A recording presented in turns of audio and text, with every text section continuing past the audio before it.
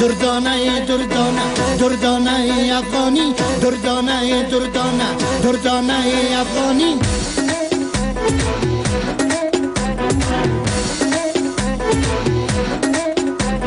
شیرین و مثل خندی و این جوی و کارمندی گاهی در پشتی وندی گاهی در پشتی قندی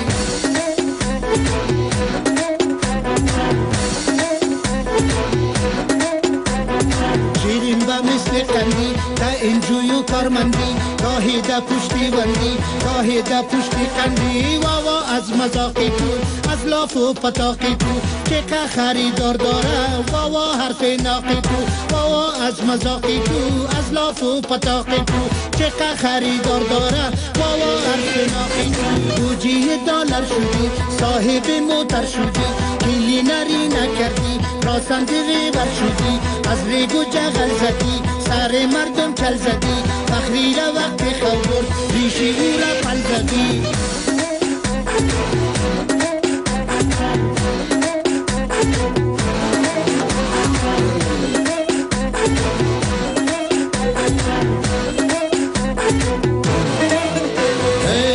پروپوزل نوشتی چتل چتل نوشتی یک دانه لیافکار بود 100 تا کمپل نوشتی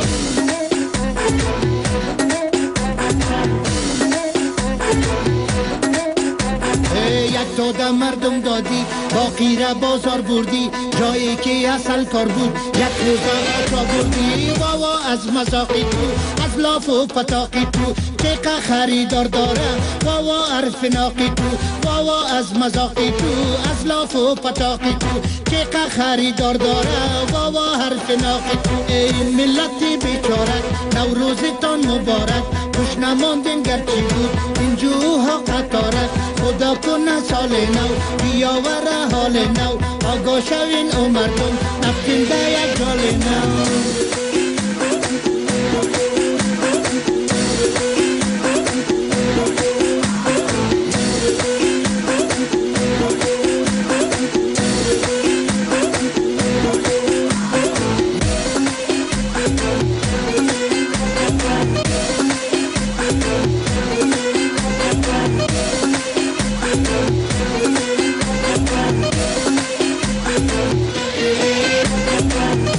از مذاقی تو از لاف و پتاقی تو که خریدار داره واوا حرف ناقی تو واوا از مذاقی تو از لاف و پتاقی تو که خریدار داره واوا حرف ناقی تو بوجی دلار شدی صاحب موتر شدی کلی نری نکردی راسندی بر شدی از ریگو جغل زدی سر مردم چل زدی فخری را وقت خور ریشی او را پل زدی